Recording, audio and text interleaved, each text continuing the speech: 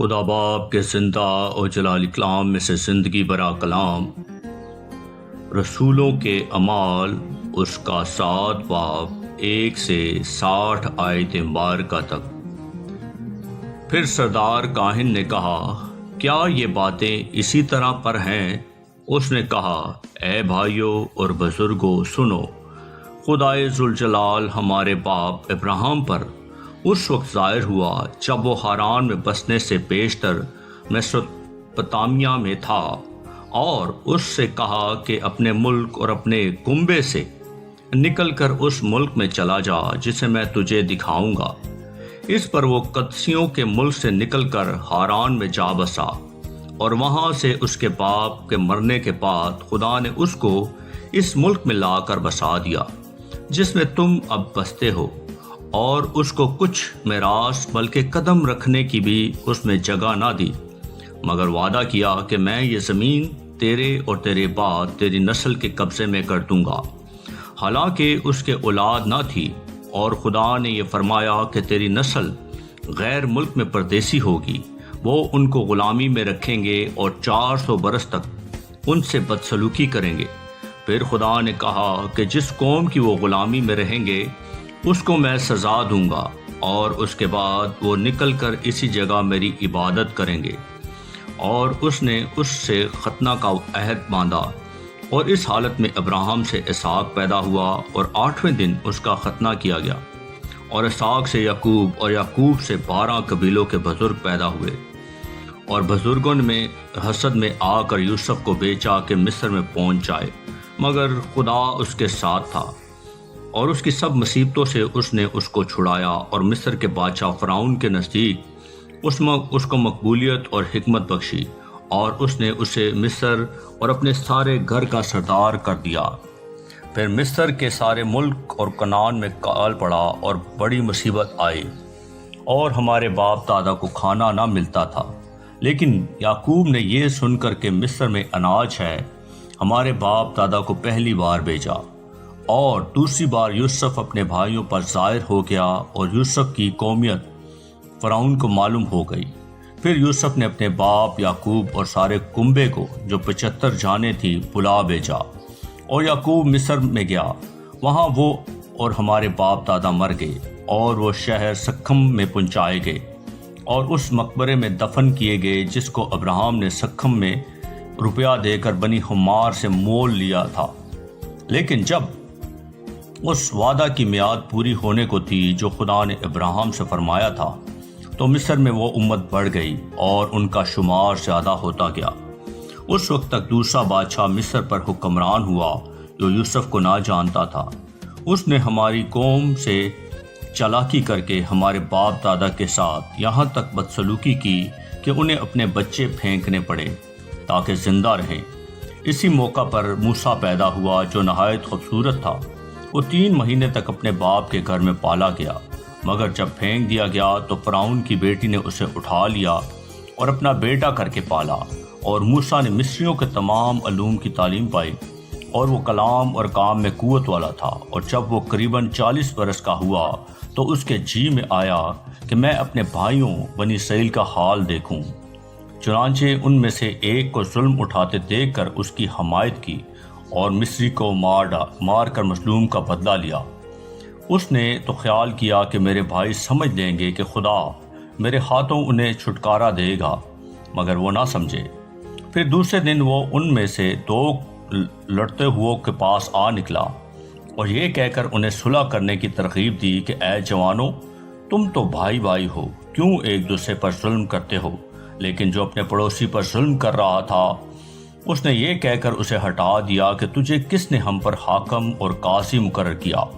کیا تو مجھے بھی قتل کرنا چاہتا ہے جس طرح کل اس مصری کو قتل کیا تھا؟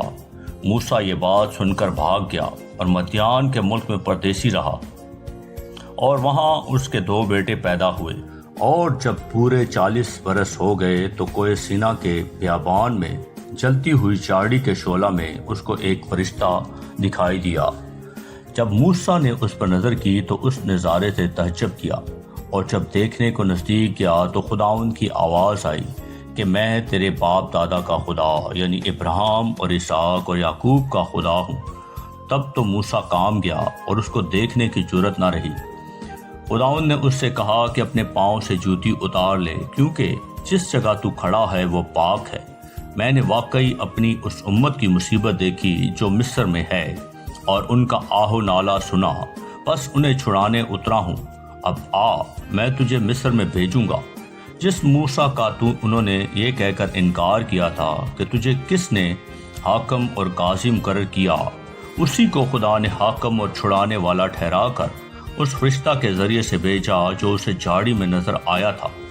یہی شخص انہیں نکال لایا اور مصر اور بحر کلثم اور بیابان میں 40 برس تک عجیب کام اور نشان دکھائے۔ یہ وہی موسیٰ ہے جس نے بنی اسرائیل سے کہا کہ خدا تمہارے بھائیوں میں سے تمہارے لیے مجھ سا ایک نبی پیدا کرے گا۔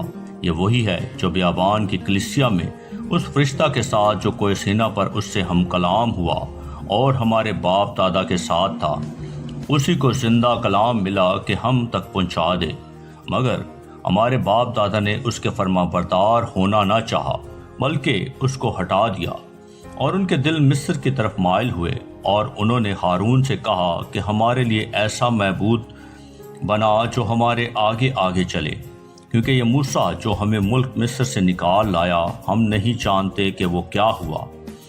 اور ان دنوں میں انہوں نے ایک بچڑا بنایا اور اس سے بت کو قربانی چڑھائی اور اپنے ہاتھوں کے کاموں کی خوشی منائی۔ بس خدا نے منہ موڑ کر انہیں چھوڑ دیا کہ آسمانی فوجوں کو پوجیں۔ چنانچہ نبیوں کی کتاب میں لکھا ہے کہ اے اسرائیل کے گھرانے، کیا تم نے بیابان میں 40 برس مجھ کو ذبیحے اور قربانیاں گزاری؟ بلکہ تم مہلک کے خیمے اور رافان دیوتا کے تارے کو لیے پھرتے تھے، یعنی ان مورتوں کو جنہیں تم نے سجدہ کرنے کے لیے بنایا تھا۔ بس میں تمہیں بابل کے پرے لے جا کر بساؤں گا۔ شہادت کا خیمہ بیابان میں ہمارے باپ دادا کے پاس تھا، جیسا کہ موسیٰ سے کلام کرنے والوں نے حکم دیا تھا کہ جو نمونہ تو نے دیکھا ہے اسی کے موافق اسے بنا۔ اسی خیمے کو ہمارے باپ دادا اگلے بزرگوں سے حاصل کر کے یسوع کے ساتھ لائے، جس وقت ان قوموں کی ملکیت پر قبضہ کیا جن کو خدا نے ہمارے باپ دادا کے سامنے نکال دیا، اور وہ داؤد کے زمانے تک رہا۔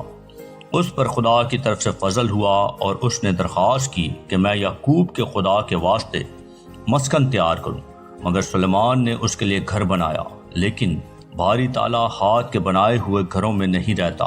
چنانچہ نبی کہتا ہے کہ خداوند فرماتا ہے، آسمان میرا تخت اور زمین میرے پاؤں تلے کی چوکی ہے، تم میرے لیے کیسا گھر بناؤ گے، یا میری آرام گاہ کون سی ہے؟ کیا یہ سب چیزیں میرے ہاتھ سے نہیں بنی؟ اے گردن کشو اور دل اور کان کے نامختونوں، تم ہر وقت روح القدس کی مخالفت کرتے ہو، جیسے تمہارے باپ دادا کرتے تھے ویسے ہی تم بھی کرتے ہو۔ نبیوں میں سے کس سے کو تمہارے باپ دادا نے نہیں ستایا؟ انہوں نے تو اس ساس کے آنے کی پیش خبری دینے والوں کو قتل کیا، اور اب تم اس کے پکڑوانے والے اور قاتل ہوئے۔ تم نے فرشتوں کی معرفت سے شریعت تو پائی پر عمل نہ کیا۔ جب انہوں نے یہ باتیں سنی تو جی میں جل گئے اور اس پر دانت پیسنے لگے، مگر اس نے روح القدس سے معمور ہو کر آسمان کی طرف غور سے نظر کی اور خدا کا جلال اور یسوع کو خدا کے دائنی طرف کھڑے دیکھا کر کہا، دیکھو میں آسمان کو کھلا اور ابن آدم کو خدا کی دائنی طرف کھڑے دیکھتا ہوں۔ مگر انہوں نے بڑے زور سے چلا کر اپنے کان بند کر لیے اور ایک دل ہو کر اس پر جھپٹے اور شہر سے باہر نکال کر اس کو سنسار کرنے لگے، اور گواہوں نے اپنے کپڑے ساؤل نام ایک جوان کے پاؤں کے پاس رکھ دیے۔ بس یہ استفنس کو سنسار کرتے رہے، اور وہ یہ کہہ کر دعا کر رہا تھا کہ اے خداوند یسوع میری روح کو قبول کر۔ پھر اس نے گھٹنے ٹیک کر بڑی آواز سے پکارا کہ اے خداوند یہ گناہ ان کے ذمے نہ لگا، اور یہ کہہ کر سو گیا، اور ساؤل اس کے قتل پر راضی تھا۔ آمین۔ پاکلام کے پڑھے اور سنے جانے پر خداوند کی برکت ہو، خداوند کا شکر ہو۔ آمین۔